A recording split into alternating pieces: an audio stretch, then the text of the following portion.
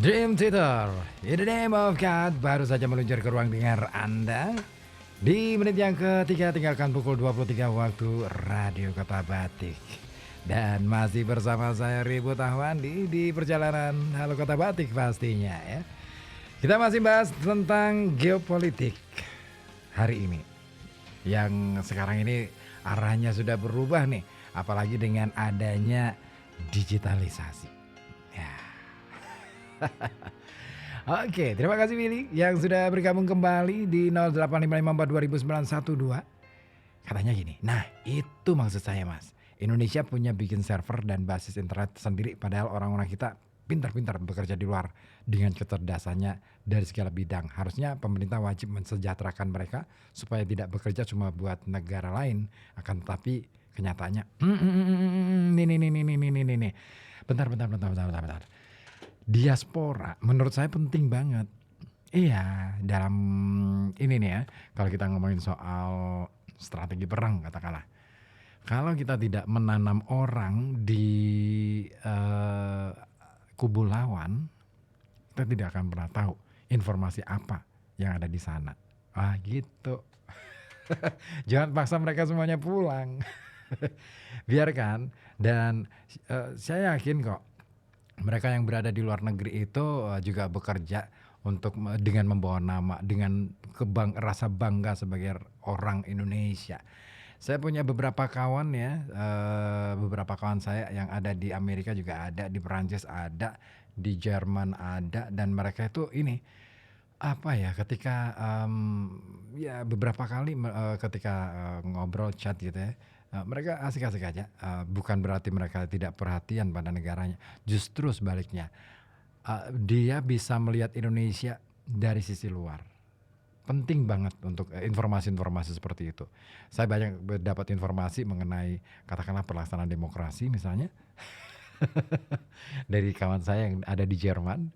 Kebetulan studinya di hukum dan dia sempat ditawarin juga jadi dosen di Jerman. Ada juga kawan saya yang di Inggris itu banyak mencermati dari sisi kebudayaan dan orang luar negeri itu ya sangat aware, sangat excited banget dengan apa yang ada di Indonesia, hal-hal yang dimiliki oleh Indonesia.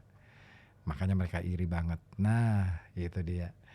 Ya, jangan dipaksa untuk pulang, tapi yang di sini ini yang harus dioptimalkan gitu ya. Pendidikannya harus diperbaiki lagi. Bener, ini saya kadang-kadang berpikir bahwa kenapa ya pendidikan kita masih di situ-situ aja gitu ya. Ya, ya gitu aja deh pokoknya. I'm speechless pokoknya soal ini. Karena saya melihat sendiri terutama di daerah ya. Saya nggak tahu kalau di kota-kota besar ya saya yakin jauh lebih maju. Tapi di daerah ini kayaknya ya stuck di situ aja. Isu yang dibahas ya gimana ya, saya nggak ngerti apakah ada isu yang benar-benar dibahas di dalam kampus. I don't know. Pokoknya gitu-gitu aja deh gitu ya. Padahal penting banget loh. Pekalongan katakanlah ya. Salah satu isu yang menarik di Pekalongan itu ngomongin soal dampak perubahan iklim. Ini terasa banget. Penurunan tanah, land subsidence dan juga kenaikan permukaan air laut. Dampaknya terasa banget di Pekalongan. Tetapi kita butuh banyak perhatian dari lebih banyak orang di kota Pekalongan dan sekitarnya ya untuk bisa mencurahkan perhatiannya ke sana, memikirkan apa langkah yang terbaik, terus kemudian membuat riset, membuat strategi-strategi yang sekiranya sangat diperlukan. Dan saya yakin kalau kita semuanya ikut memberikan perhatian khusus terhadap persoalan ini bisa selesai dengan lebih baik gitu. Karena gini, isu tentang perubahan iklim ini sudah sangat menyedot perhatian dan Pekalongan menjadi sorotan utama dari 21 negara, bahkan negara-negara di dunia ini sudah banyak yang mencoba melihat langsung bagaimana kemudian apa yang terjadi di Indonesia, terutama di Pekalongan. Nah, ini ngomong soal geopolitik juga tuh. Pemanasan global itu juga ngomongin soal ya gimana kita hidup di dunia gitu ya. Makanya geopolitik itu nggak semerta ya hanya berbicara tentang keamanan sosial, keamanan nasional, tetapi juga ngomongin soal kebijakan luar negeri, bahkan ngomongin tentang perdagangan dan ekonomi lintas negara, pengelolaan sumber daya alam. Nah, ngomongin soal pengelolaan sumber daya alam ini juga berkenaan dengan bagaimana pemeliharaannya. Nah, terus juga diplomasi dan hubungan antar bangsa serta ini keberlanjutan lingkungan. Nah, tadi sudah saya sebut ya bahwa keberlanjutan lingkungan ini menjadi isu yang sangat seksi bagi negara-negara Eropa untuk bisa melakukan intervensi terhadap negara-negara lain yang ketika di suatu daerah, di suatu negara itu akhirnya diketahui lingkungannya tidak terjaga. Contoh sederhana, sampah. Ini. Indonesia, Pekalongan, produksi sampahnya luar biasa gede. Kalau kemudian akhirnya tidak terkelola dengan baik dan itu menjadi sorotan internasional, bukan tidak mungkin akan ada intervensi dari dunia internasional untuk masuk. Sebenarnya itu kepentingan suatu negara gitu ya, yang kemudian mengatasnamakan dunia internasional. Bisa saja kita akhirnya menjadi ya dituntun untuk ini itu di banyak hal lah. Makanya kita perlu cerdas untuk menyikapi isu-isu geopolitik ini. Kemudian yang berkenaan dengan stabilitas regional dan global, ini juga menjadi hal yang penting untuk kita pahami. Oke. Selain itu, apalagi isu-isu yang menarik dalam kita bahas tentang geopolitik ini, terutama ini politik luar negeri, energi dan sumber daya alam, serta kesejahteraan masyarakat.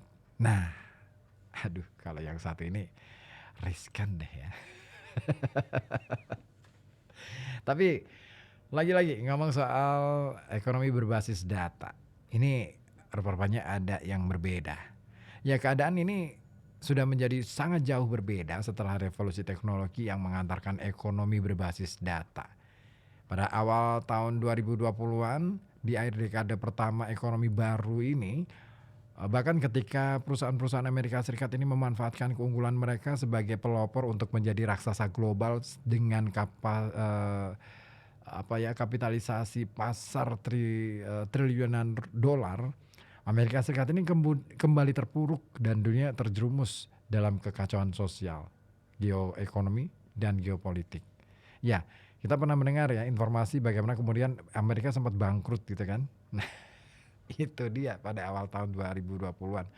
Dan dilalahnya ada COVID juga ya. Nah, Amerika ini mulai terpecah belah secara internal karena masalah sosial. Di situ ada masalah sosial ini dipicu oleh persoalan senjata, aborsi, vaksinasi, imigrasi, dan juga masalah-masalah rasial. Dan segera dibandingkan dengan negara yang gagal. Nah, memang pertanyaan tentang apakah negara ini berada di ambang perang saudara kedua telah sempat diperdebatkan secara aktif, terutama setelah penyerbuan gedung Kapital Amerika Serikat pada 6 Januari 2021 yang lalu. Di saat yang sama, Amerika Serikat kini melancarkan perang teknologi defensif skala penuh terhadap Tiongkok, negara yang hampir tidak ada di peta teknologi pada tahun 2010. Iya, Tiongkok ini sekarang menjadi negara pesaing besar Amerika Serikat. Dan ya Amerika masih gengsi aja sih ya. Masih gengsi aja untuk mengakui itu. Iya. Sementara Eropa ini bagian integral dari jangkar transatlantik untuk eksperimen globalisasi yang diwujudkan dalam WTO ya. Ini telah direduksi oleh Brexit dan berusaha menemukan pijakannya dalam otonomi strategis yang ya boleh dibilang terkoyak oleh pertikaian internal di sepanjang berbagai garis patahan. Dan mereka ini mencoba mengatasi perang abad ke-20 di perbatasan timurnya yang dilancarkan oleh Rusia yang ya kalau dalam pandangan barat sana suka balas dendam katanya. Nah, dan sistem tata kelola global yang dikembangkan di era pasca perang ini sepertinya tidak mampu menangani pertemuan berbagai krisis yang saling berpotongan. Dan bagaimana semua ini bisa dipahami? Bagaimana mungkin Amerika Serikat yang telah memanfaatkan keunggulannya dalam revolusi komputer untuk meraih dominasi ekonomi dan politik global selama 30 tahun ini tidak hanya kehilangan keunggulannya sebagai pelopor tetapi juga mengalami kemunduran di semua lini. Nah, kondisi teknologi dan ekonomi baru ya dari ekonomi berbasis data ternyata memberikan perspektif baru tentang dunia. Iya, Amerika Serikat dan Tiongkok ini berada di jalur konfrontatif jauh sebelum fajar era baru ini. Mengingat kebijakan Amerika Serikat ini yang sudah lama berlaku untuk memperlambat kebangkitan Cina sebagai kekuatan ekonomi dan militer. Namun hingga tahun 2008 hubungan itu adalah salah satu sekutu diam-diam. Dalam pidato kenegaraan 2008 ya, Presiden George Washington Bush ya, ini menyebut China hanya satu kali dalam nafas yang sama seperti India dalam sebuah pernyataan tentang pentingnya pasar berkembang dan yang besar untuk kebijakan lingkungan. Sementara poros ke Asia, Presiden Barack Obama pada tahun 2009 pada awal ekonomi yang digerakkan oleh data mengisyaratkan kewaspadaan Amerika terhadap kebangkitan Cina. Nah, langkah praktis utama adalah untuk memajukan kepentingan Amerika agar Beijing ini meningkatkan perlindungan IP-nya yang menurut analis Amerika Serikat akan sangat meningkatkan pengembalian modal Amerika Serikat. Ya, Tiongkok ini mulai mengubah persamaan tersebut pada tahun 2010. Ya, tahun 2010-an ya, dengan program utama yang ditujukan untuk mengembangkan kemampuannya dalam menghasilkan kekayaan intelektual. Namun, meskipun terjadi peningkatan yang mencengangkan dalam jumlah aplikasi patennya pada tahun 2021, Tiongkok ini masih tertinggal jauh dari Amerika Serikat dalam hal penerimaan kekayaan intelektual internasional yang tentunya ini mencerminkan keunggulan Amerika Serikat selama 30 tahun dalam memasuki ekonomi berbasis pengetahuan. Meski begitu, Tiongkok ini telah memasuki ekonomi berbasis data bersamaan dengan Amerika Serikat dan dengan keuntungan skala yang diberikan oleh sejumlah penduduknya. Yang mengejutkan, dikejutkan oleh para pengamat ya, sektor internet Tiongkok ini tidak layu di bawah penyensoran di balik tembok api besarnya. Nah, sektor ini berkembang pesat, didukung oleh perekrutan pekerja teknologi termasuk dari lembah Silikon dan melalui promosi perusahaan rintisan sektor swasta dengan inkubator yang didanai pemerintah dan modal ventura sektor publik. Ya, perusahaan-perusahaan seperti Alibaba, Tencent, dan juga Baidu ini berkembang pesat di sana. Sejumlah perusahaan baru yang kemudian menjadi nama-nama terkenal didirikan termasuk Meituan pada Maret 2010, Xiaomi April 2010, Didi Juni 2012, dan pada pertengahan 2014 saat Alibaba mulai go public ya dengan penawaran umum perdana, Tiongkok ini memblokir hampir semua layanan Google di Tiongkok. Seperti yang dicatat oleh peneliti teknologi Matt Sheehan, pemerintah Tiongkok ini telah melakukan 3 hal yang tidak terduga, mengunci raksasa-raksasa lembah Silikon, menyensor kebebasan berpendapat dan tetap mengembangkan internet yang terkendali dan menguntungkan serta inovatif.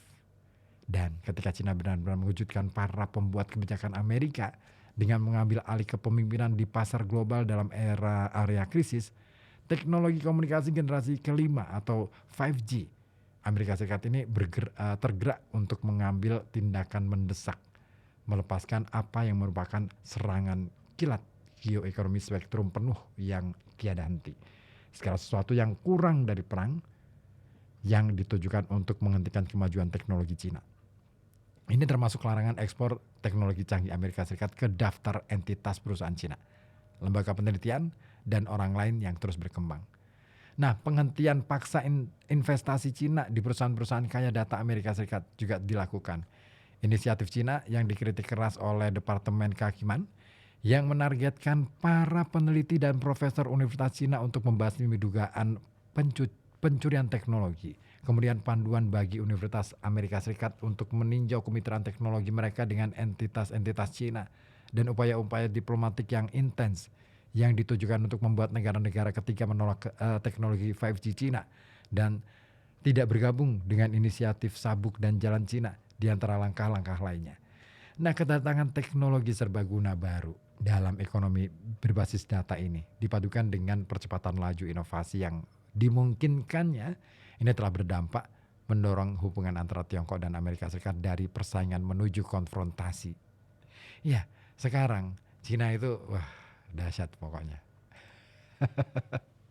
Ya, sampai-sampai Amerika itu apa ya? Beberapa kali kan melakukan pemblokiran terhadap beberapa aplikasi dari Cina. Nah, gila kan?